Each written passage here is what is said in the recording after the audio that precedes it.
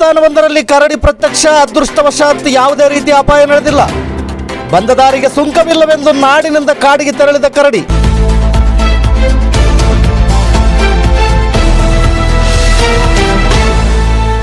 S ವೀಕ್ಷಕರ, ದಿನಾಂಕ 6/7/2025 ಚಿತ್ರದುರ್ಗ ಜಿಲ್ಲೆ ಮೊಳಕಾಲ್ಮೂರು ತಾಲೂಕು ಮೊಳಕಾಲ್ಮೂರು ಪಟ್ಟಣದ ಬಯಲು ಆಂಜನೇಯ ಬಡಾವಣೆ 1ನೇ ವಾರ್ಡ್ನ ಆಂಜನೇಯ ದೇವಸ್ಥಾನದಲ್ಲಿ ರಾತ್ರಿ 11 ಗಂಟೆಯ ಸುಮಾರಿಗೆ ಕರಡಿ ಪ್ರತ್ಯಕ್ಷವಾಗಿದ್ದು ಕೆಲ ಕಾಲ ಆತಂಕ ಸೃಷ್ಟಿಯಾಗಿತ್ತು.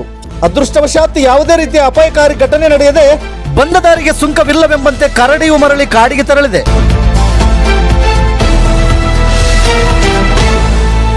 ಅರಣ್ಯ ಇಲಾಖೆಯು ಈ ತರದ ಘಟನೆಗಳು ಮರುಕಳಿಸದಂತೆ ಮುಂಜಾಗ್ರತೆ ಕ್ರಮ ವಹಿಸಿ ಕಾಡು ಪ್ರಾಣಿಗಳು ನಾಡಿಗೆ ಬಾರದಂತೆ ಎಚ್ಚರ ವಹಿಸಿ ಮುಂದಾಗುವ ಅನಾಹುತವನ್ನು ತಪ್ಪಿಸಿ ಹೆಚ್ಚಿನ ಕ್ರಮ ಕೈಗೊಳ್ಳಬೇಕಾಗಿದೆ.